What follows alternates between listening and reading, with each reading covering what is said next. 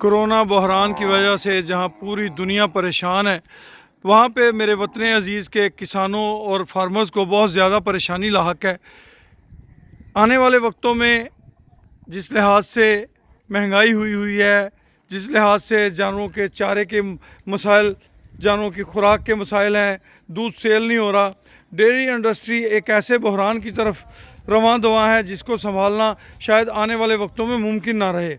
हमारी अरबाब अख्तियार से दरख्वास्त है कि खुदारा खुदारा खुदारा डेयरी इंडस्ट्री पे तवज्जो दीजिए। डेयरी इंडस्ट्री के बहरान को बहरान बनने से पहले रिलीफ दीजिए।